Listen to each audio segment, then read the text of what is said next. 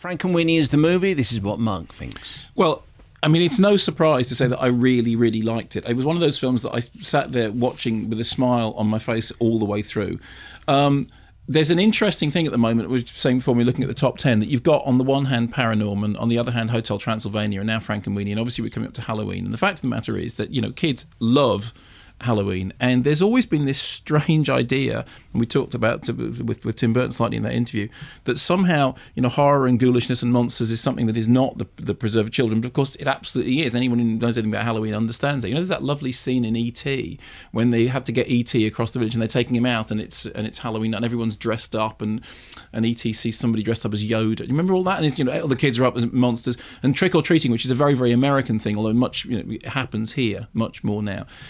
I grew up absolutely loving monsters and ghouls and all that sort of stuff. And the interesting thing is that you now have 3 movies in the top 10, which essentially treat kids as if that is a complete given. The very, very sort of mainstream end of it is Hotel Transylvania, in which they just simply do the kind of the Monsters Inc. inversion, which is, you know, the ghouls are the good guys, the humans are the scary people, and it doesn't have much more to do other than that. But it's an Adam Sandler movie that isn't tooth-gratingly annoying. Then you have Paranorman, which is actually a lot more daring, in which the story does have something to say about outsiders, have something to say about the way that you know, closed societies can close ranks on people. It does a very interesting backstory about how a character became known as a witch and the injustices of witch hunting in the past, and manages to do all that and have the central character as somebody who sees dead things and is completely happy with that. And then you have Frankenweenie.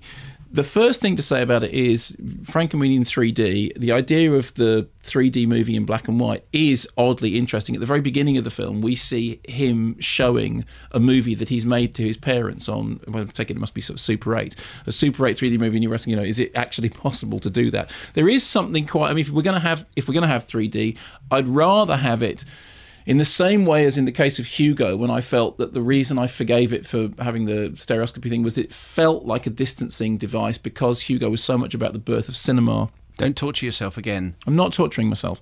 In the case of Frankenweenie, the use of the 3D seemed to be referring back to the movies from the 1950s. Obviously, they were colour, they were anaglyph colour, but things like, you know, Creature from the Black Lagoon and House of Wax, it had an appropriately nostalgic feel, to the point that it didn't bother me. And we all know what my feelings are about 3D, so the fact that 3D didn't bother me was, you know, is a triumph. Is a triumph. Also, of course, when you're not dealing with, when you're dealing with black and white, there, you know, the light loss issues become slightly different. But the main thing is that what Burton does throughout those stories is he actually talks again and again about the trials and tribulations of being an outsider. You know, Perks of Being a Wallflower is in the charts at the moment, and essentially it's a film about being an outcast, despite the fact that we had a letter in saying they're all very beautiful outcasts, but it is a film about not fitting in.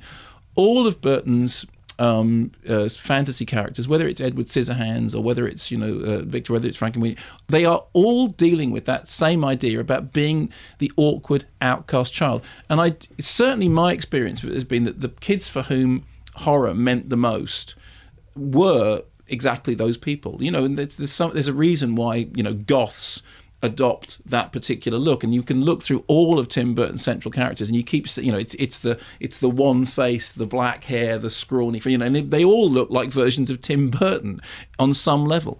And when you were asking very astutely before whether is it true that he keeps making the same story over and over again, you can say, well, actually, they're all profoundly personal, and they all feel personal. The idea that, of course, here what he's doing is revisiting a project, you know, from the 1980s. So obviously there is that very strong personal connection. The fact that we have a scientist who is, you know, speaking in the voice of somebody who meant an awful lot to him, the fact that we have that one live action bit on the television with Christopher Lee, all these things are personal touchstones. But that idea about the suburban American small town, and the thing that makes you an outsider is that you're resurrecting dead animals, but you're doing it in a way which is loving. I mean, it's about anyone who's ever had a pet or cared for something as a child will understand exactly what it is that Victor's doing. And the lovely thing about Tim Burton's whole attitude towards this is he's always on the side of the other person.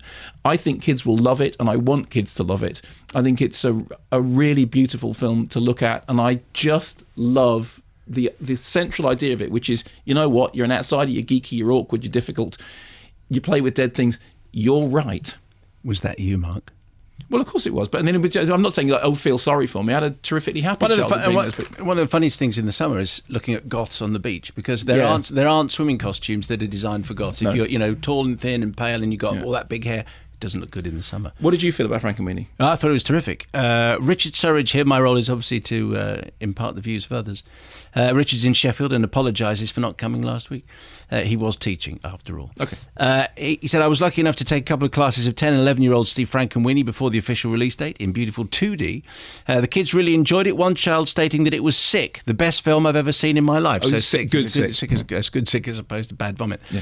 At the end of the film, there was even a King's Speech-style spontaneous round of applause. There we go. One note of concern, our children were about the oldest in the cinema. A lot of other schools had brought children who were between 6 and 8.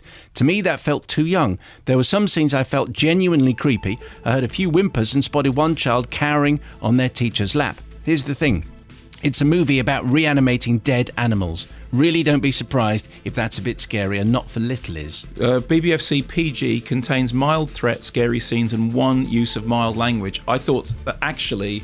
I think that's exactly right. But generally, the feeling about it was warm and, and loving, not reanimating in a bad way.